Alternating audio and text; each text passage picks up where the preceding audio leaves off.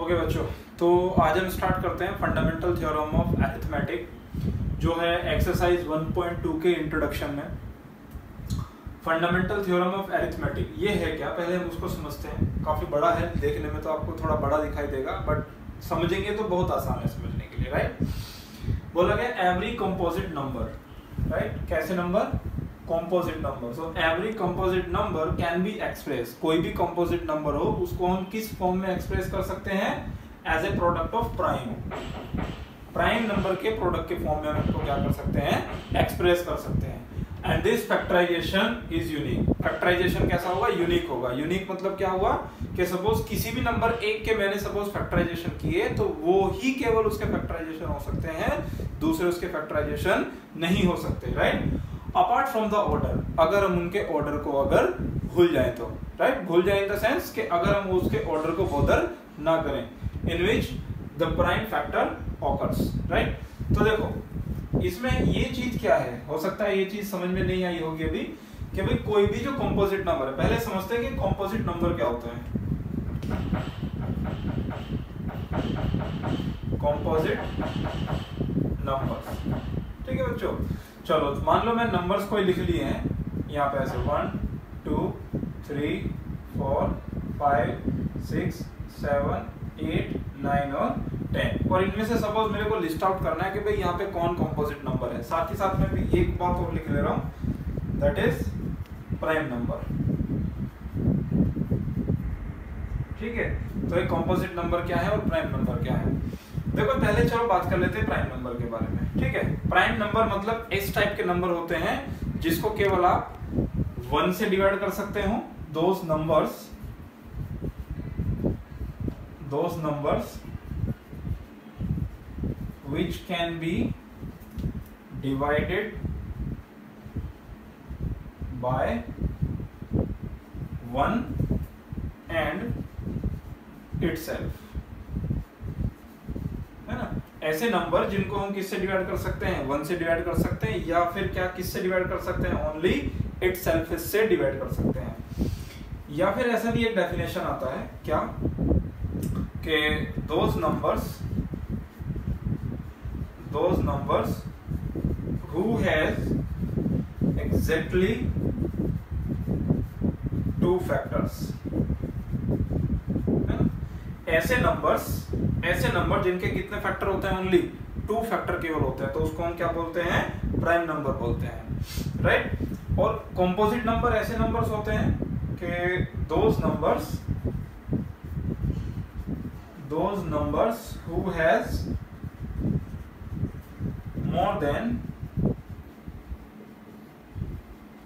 2 factor, जिनके 2 से ज्यादा फैक्टर्स होते हैं तो उनको हम क्या बोल सकते हैं? कंपोजिट नंबर बोलते हैं, ठीक है।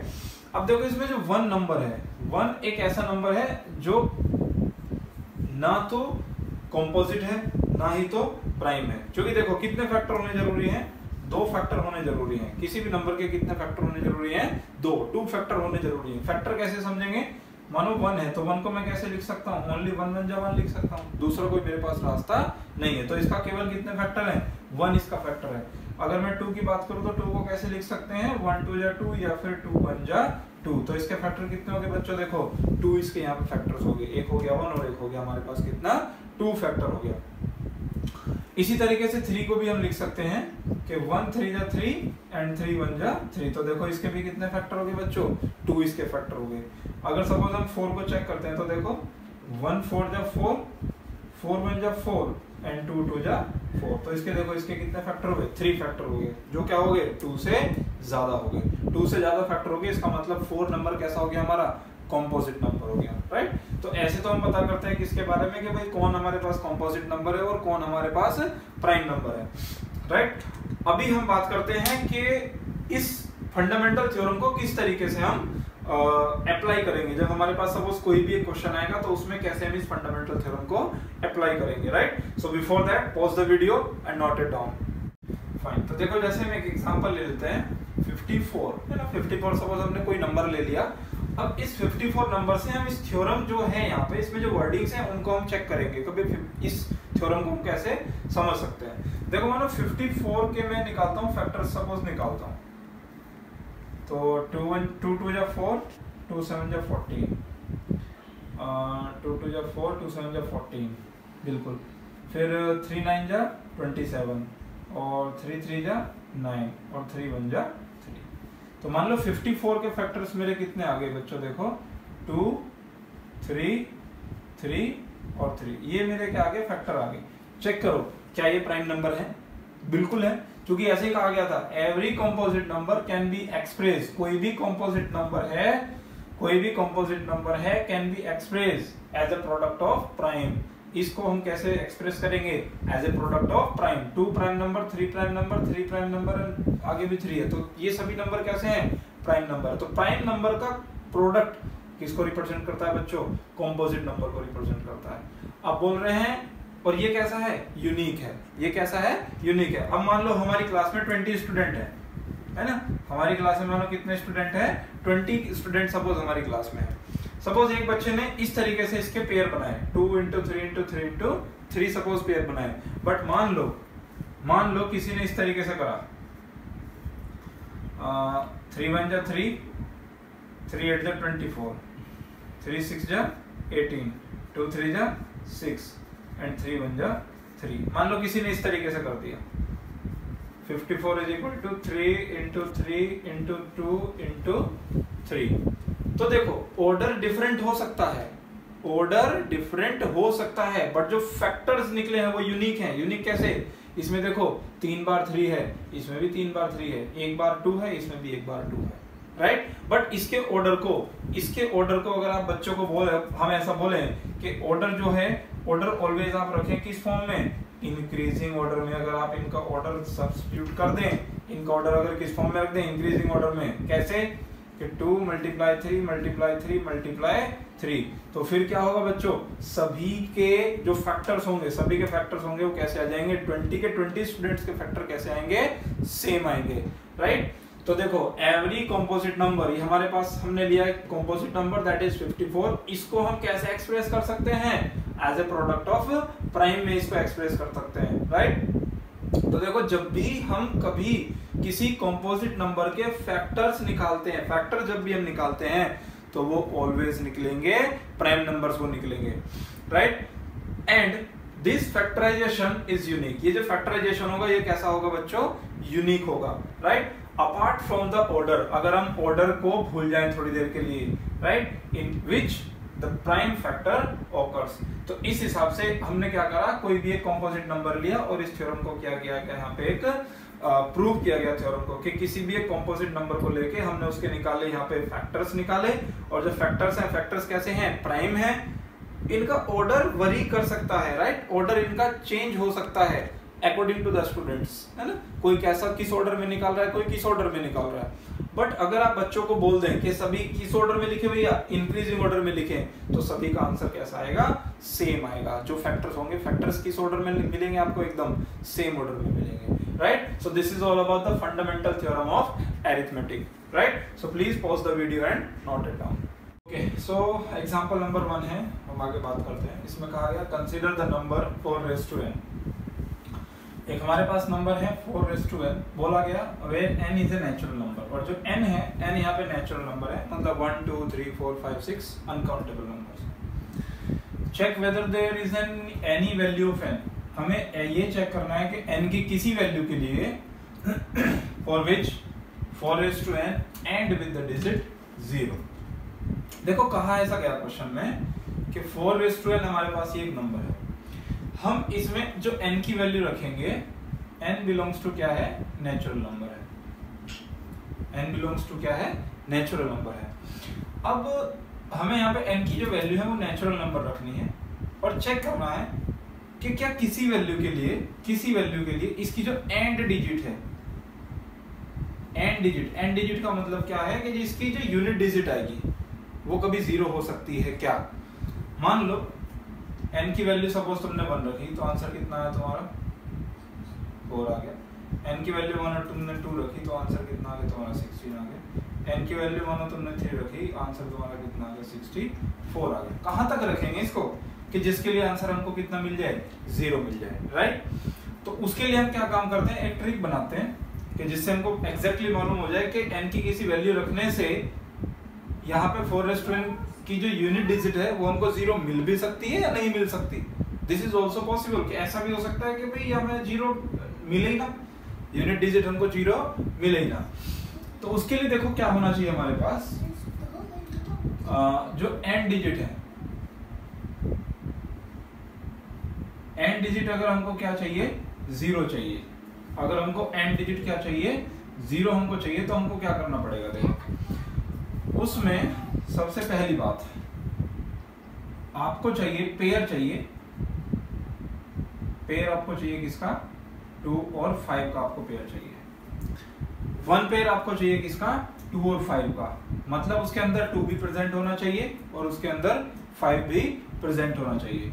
अगर आपको केवल कितनी 0 चाहिए, अगर आपको चाहिए केवल 1 0, यूनिट डिजिट में अगर कितनी 0 आपको चाहिए केवल 1 0 चाहिए, तो यहाँ पे जो पेयर है पेयर भी कितने चाहिए होंगे आपको 1 पेयर चाहिए होगा। अगर आपको n डिजिट में, अगर आपको n डिजिट में कितनी 0 चाहिए 2 0 सपोज आपको चाहिए n डिजिट में, तो फिर आपको कितने पेयर चाहिए होंगे, ऐसे ऐसे आपको 2 पेयर चाहिए होंगे, है ना, 2 पेयर हमें यहाँ पे चाहिए होंगे। सपोज आपको 3 डिजिट चाहिए, है ना, जो n डिजिट है वो उसमें 3 0 होने, कि भाई हम चाहते हैं कि भाई हमारी जो n डिजिट हो, n डिजिट में कितने 0 हो 3 0 हो, तो उसके लिए इसी तरीके से हमको कितने पेयर चाहिए 2 और 5 के 3 पेयर्स हमको चाहिए। मतलब सिंपल एक तो बात हमको समझ में आ गई कि हमको जितनी 0 चाहिए 2 और 5 के, हमारी उस वैल्यू के अंदर उतने पेयर्स आने चाहिए। चलिए अब 4n में हम चेक करते हैं, 4n, तो देखो इसको कैसे लिख सकते हैं 2 का स्क्वायर रेस टू n, या फिर 2 का square raise to 2n। Check करो यहाँ पे जो 2n है, 2n का जो बेस है वो कितना है बच्चों, देख लो यहाँ पे बेस कितना है, ओनली 2 है, यहाँ पे बेस कितना है, ओनली 2 है। यहाँ पे 5 क्या है, 5 यहाँ पे मिसिंग है, ये जो 5 है 5 यहाँ पे क्या है मिसिंग है। इसका मतलब क्या हुआ कि इसमें आप n की कुछ भी वैल्यू रख लें, इसकी जो डिजिट है, जो n डिजिट है, वो कभी भी 0 नहीं आएगी, राइट। तो आपको क्या चेक करना है, ये 2 और 5 यहाँ पे चेक करने हैं, 2 और 5 कि भाई यहाँ पे जो इसके फैक्टर्स बन रहे हैं, जैसे 2n बन रहा है, राइट। तो जो 2n है या फिर पावर यहाँ पे कुछ भी होगी, तो पावर का जो बेस होना चाहिए ना, तो उसमें 2 और 5 प्रेजेंट होना चाहिए। तो हम क्या लिखेंगे, so we do not have 5 as a factor in 4n, hence 4n, या फिर इसको ऐसे लिख दो, hence it never end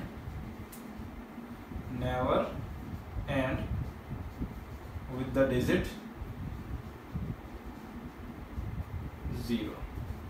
ठीक है, इसमें कोई भी क्वेश्चन आ सकता है, उस क्वेश्चन में केवल आपको क्या करना है, यहाँ पे आपको चेंजिंग करना है। सपोज उसमें 2 और 5 नहीं आते हैं, तो जो वर्डिंग्स है, वर्डिंग्स आपकी कैसी रहेंगी, बिल्कुल सेम टू सेम रहेंगी।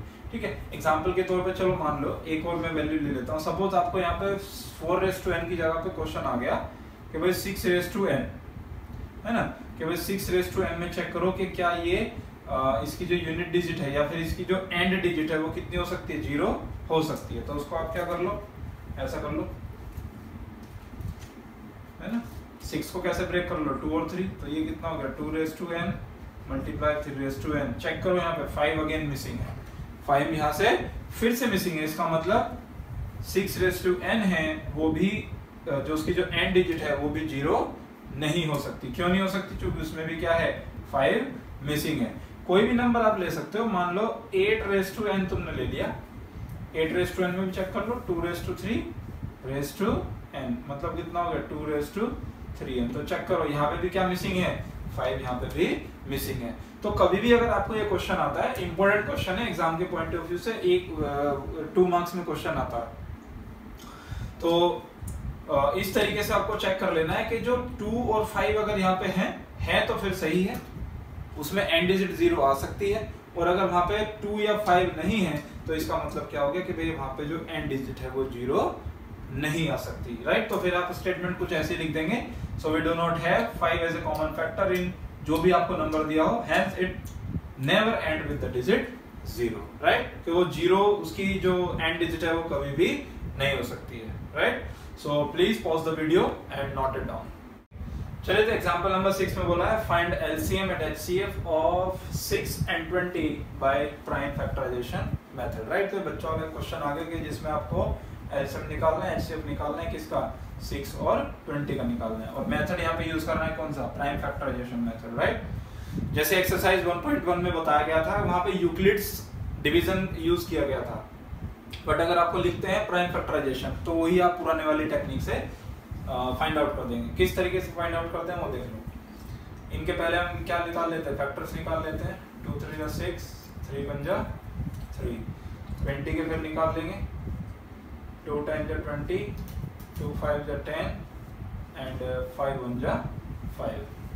तो 6 को आपने लिख लिया 2 × 3 और 20 को आपने लिख लिया 2 × 2 × 5, राइट। तो अगर हमको यहाँ से निकालना हो HCF highest common factor of 6 and 20, तो वो देखो कितना आ जाएगा, इनमें कॉमन क्या है 2, तो यहाँ पे HCF कितना निकल गया, इनका 2 फाइंड आउट हो गया।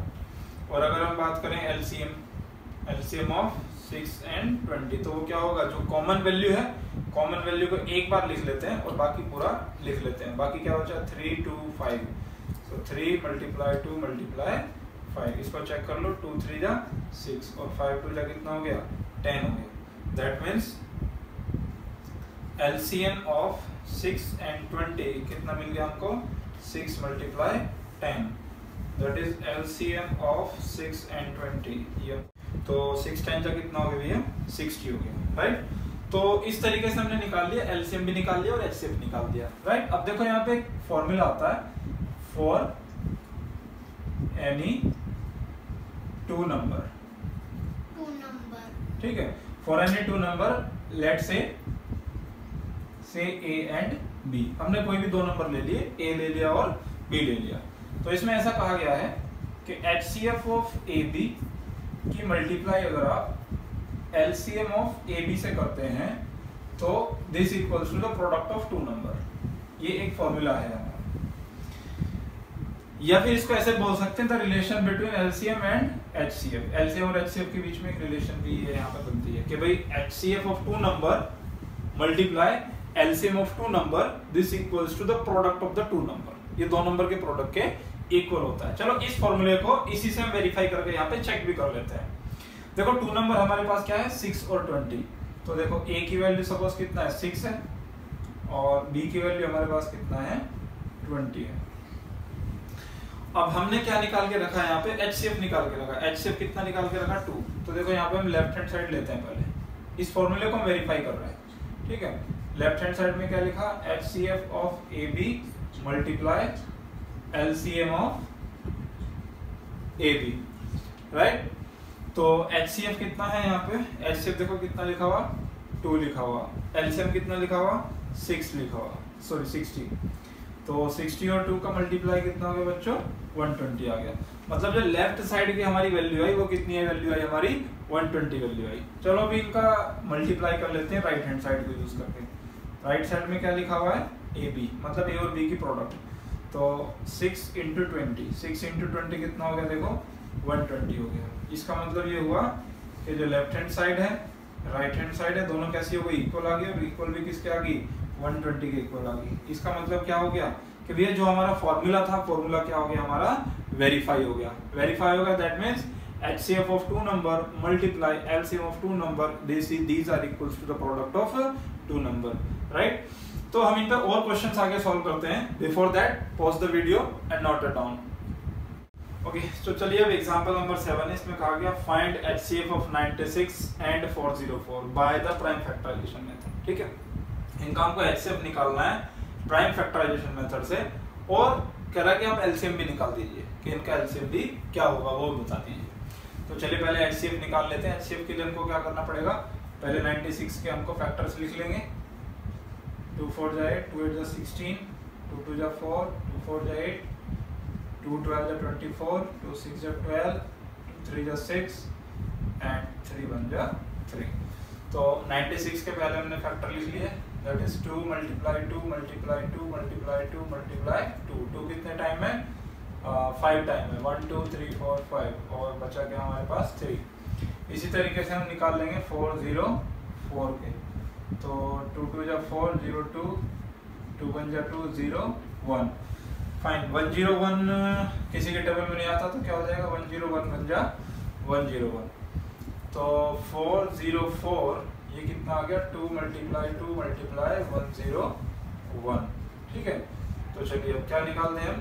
HCF of 96 and 404। तो देखो 2 कॉमन और कुछ हमारे पास कॉमन नहीं है, तो 2 multiply 2। So HCF of 96 and 404 ये कितना मिल गया बच्चों? हमको 4 मिल गया, राइट। तो ये कौन सा मेथड हो गया हमारा? प्राइम फैक्टराइजेशन मेथड हो गया, राइट। सो 96 के फैक्टर लिख लिए, 404 के फैक्टर लिख लिए, उसके बाद दोनों में से क्या ले लिया हमने? कॉमन ले लिया, राइट। अभी हमको क्या निकालना है? इनका एलसीएम निकालना है। तो LCM of which one? 96 and 404। 96 and 404 equal to, इसके लिए फॉर्मूला अप्लाई करेंगे।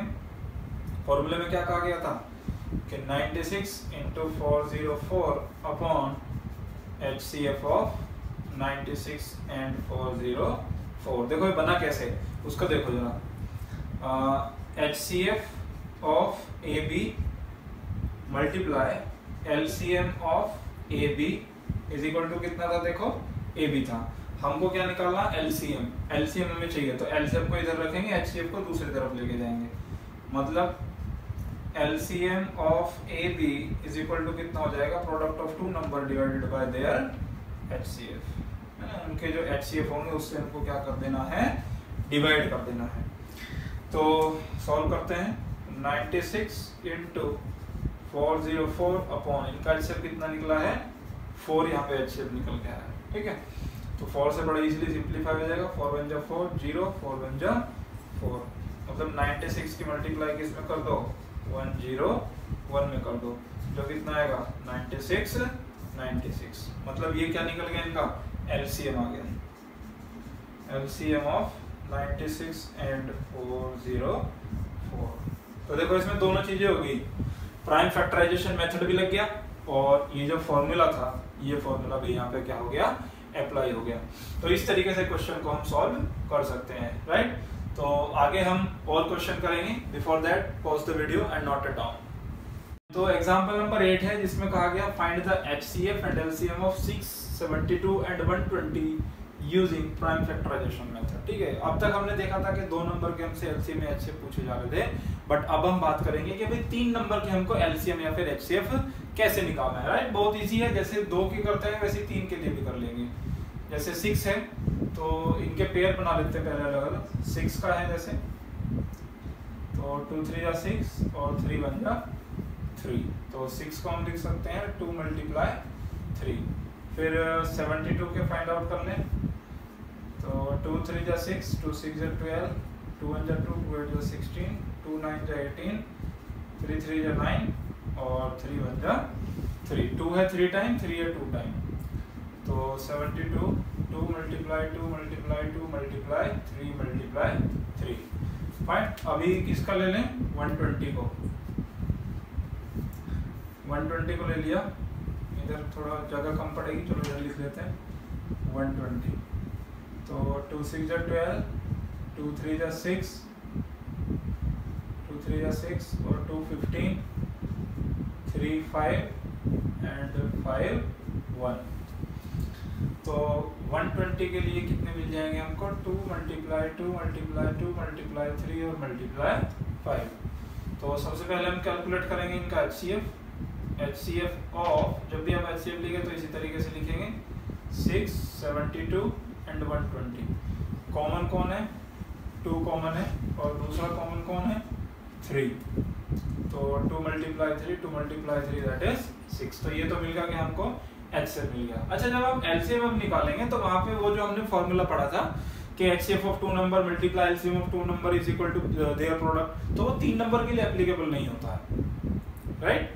तो उसके लिए हमको क्या काम करना पड़ेगा, जो हमारा बेसिक मेथड है उसी से हमको सॉल्व करना पड़ेगा। कैसे, देखो LCM ऑफ 6, 72 एंड 120 क्या होगा, जो कॉमन है उसको एक बार लिख लेंगे। तो देखो ये वाला 2 एक बार आया, ये वाला 3 एक बार आया, पहले हम कॉमन वाले लिख लेते हैं, उसके बाद जो बचा हुआ है वो लिख लेते हैं 1 2 3 4, ठीक है।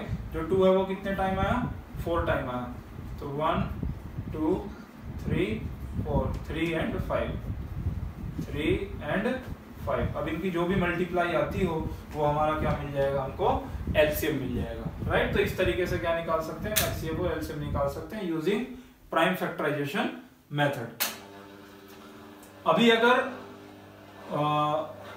हम उस फॉर्मूले का यूज करना अगर बात करते हैं, है ना, तो अगर सपोज आपको 3 नंबर का HCF या फिर LCM सपोज निकालना है और वही मेथड के हिसाब से करना है, तो देखो वहां पे फॉर्मूला थोड़ा सा बदल जाता है। वहां पे क्या रहेगा कि मानो आपको LCM ऑफ 3 नंबर चाहिए, A, B और C, तो वहां पे क्या करना पड़ेगा, ABC product of 3 number and HCF of 3 number upon, अब नीचे जो वैल्यूज आएंगी वो आएगा HCF ही आएगा, बट वो पेयर में आएगा। कैसे कि HCF of AB multiply HCF of BC multiply HCF of CA, है ना। इस तरीके से हमको सॉल्व करना पड़ेगा। तो अगर आप HCF LCM इस तरीके से आप निकालना चाहते हैं तो फिर आपको ऐसे पहले HCF निकालना पड़ेगा पेयर में और उसके बाद आप LCM निकाल सकते हैं। और अगर आप डायरेक्टली निकालना चाहते हैं प्राइम फैक्टराइजेशन वाला ही यूज करके, तो वैसे भी आप निकाल सकते हैं, राइट। सो स्टूडेंट बढ़ते हैं अभी एक्सरसाइज की तरफ। So before that pause the video and note it down.